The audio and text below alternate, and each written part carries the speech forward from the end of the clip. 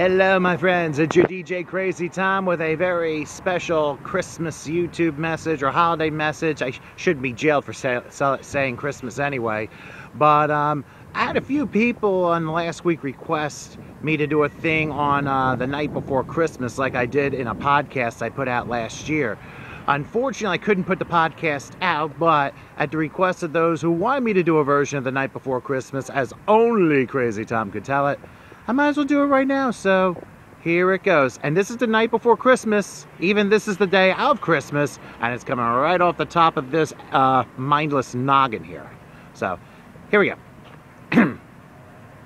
'Twas the night before Christmas, and all through the house, not a creature was stirring, not even a mouse, or two cats for that matter. The stockings were hung by the chimney with care, in hopes that St. Nicholas soon would be there. The children were nestled all snug in their beds, while visions of sugar plums danced in their heads. Boy, that should hurt you, wouldn't you think? Anyway, and Mom in her kerchief and me in my cap tried to sell our brains for a long winter's nap. Nap? What's that? Never heard of it. But when out on the lawn there arose such a clatter, I sprang from my bed to see what was the matter. Away to the window I flew like a flash, tore open the shutters, and smoked up some hash. Okay, no, sorry. I'm sorry. Fell through the window and crashed. No, okay, let's try that again. Threw up the sash. I think that might sound best, even though that wouldn't be good for the stomach. Well, anyway. The moon that was shining on the, whatever it is, snow, gave this illusion of midday to some objects below. I must have been living about 10,000 feet in the air. Well, what to my wondering eyes should appear was a miniature sleigh and 350,000 reindeer. Okay, it may seem like it, but for the sake of argument, we're just going to go ahead with just 8 reindeer.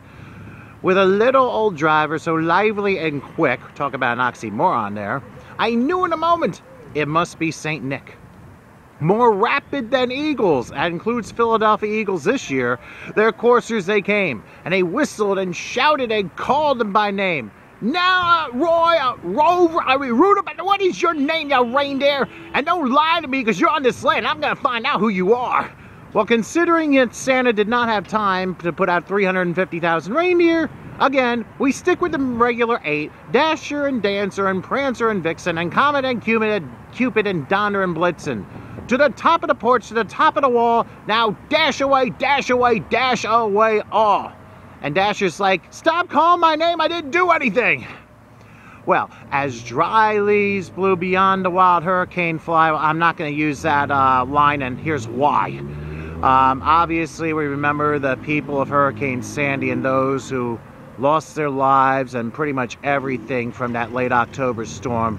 You're in our hearts and our minds here this Christmas, and we're hoping that you eventually do get back on your feet. So special shouts out to you guys along the Jersey Shore, Staten Island and Long Island and everywhere else that suffered incredible damage. So our hearts go out to you for this Christmas, so we're praying for you. Hang in there. But anyway, back to the story. Up on the housetop, the reindeer they flew with a sleigh full of toys, and St. Nicholas too. And then in a twinkling I heard on the roof the prancing and prawling of each little hoof. As I don't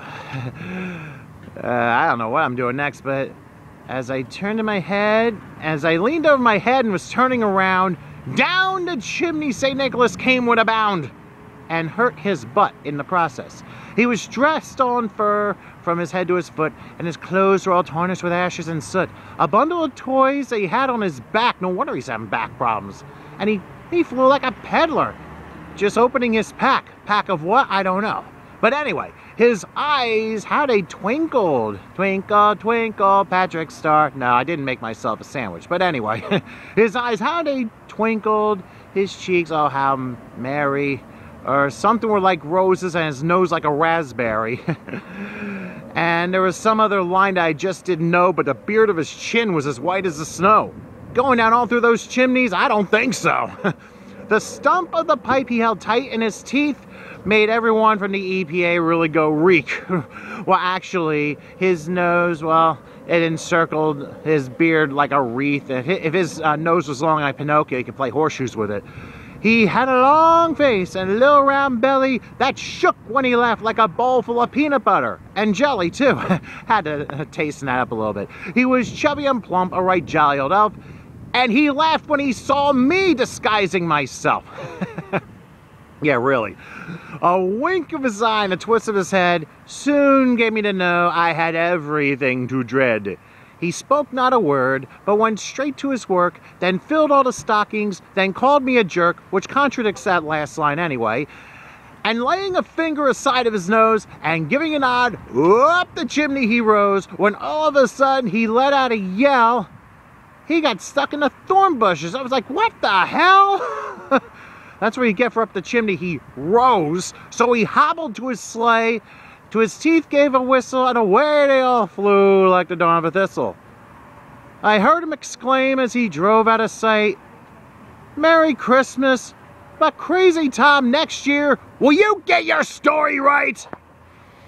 From at home to yours, have a Merry Christmas.